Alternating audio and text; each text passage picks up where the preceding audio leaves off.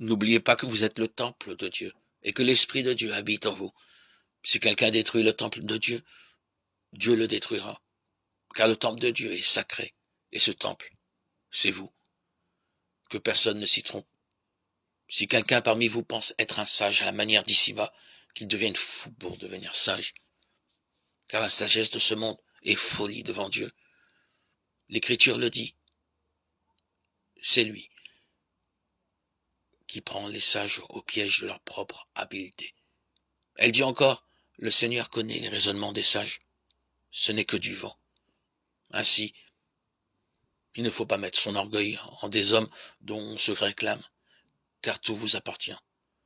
Paul et Apollos et Pierre, le monde et la vie et la mort, le présent et l'avenir, tout est à vous. Mais vous, vous êtes au Christ. Et le Christ est à Dieu.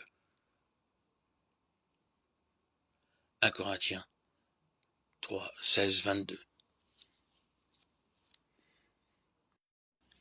Les deux disciples s'enfuient de Jérusalem. Ils s'éloignent de la nudité de Dieu.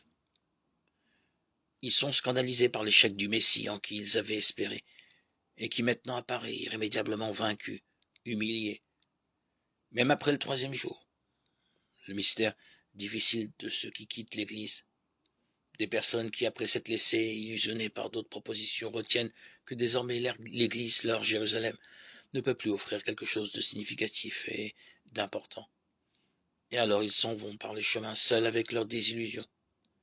Peut-être l'Église est-elle apparue trop faible, peut-être trop éloignée de leurs besoins, peut-être trop pauvre pour répondre à leurs inquiétudes, peut-être trop froide dans leur contact, peut-être trop autoréférentielle face à cette situation. Que faire? Il faut une Église qui n'a pas peur de sortir dans leur nuit. Il faut une Église capable de croiser leur route. Il faut une Église en mesure de s'insérer dans leur conversation. Il faut une Église qui sait dialoguer avec ses disciples qui, en s'enfuyant de Jérusalem, errent sans but, seuls, avec leur désenchantement, avec la désillusion d'un christianisme considéré désormais comme un terrain stérile, infécond, incapable de générer du sens. Il nous faut d'autant plus prêter attention à ce que nous avons entendu pour ne pas partir à la dérive. En effet, si la parole communiquée par des anges s'est trouvée confirmée, et si toute transgression ou désobéissance a reçu une juste sanction, comment nous tirerons-nous d'affaire si nous négligeons un pareil salut? Celui-ci a eu son commencement avec les paroles du Seigneur. Il a été confirmé pour nous par ceux qui les avaient entendus. Et Dieu leur a ajouté témoignages, signes, prodiges, multiples, miracles et dons de l'Esprit Saint, selon sa volonté. À qui Dieu a-t-il soumis le monde à venir? Ce n'est pas des anges. Puisque l'auteur d'un psaume déclare ceci, « Ô Dieu, qu'est-ce que l'homme? Pour que tu penses à lui, le Fils de l'homme, pour t'occuper de lui.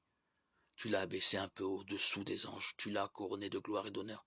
Tu as mis sous ses pieds toutes choses. » Quand Dieu lui a tout soumis, il n'a rien exclu de cette soumission.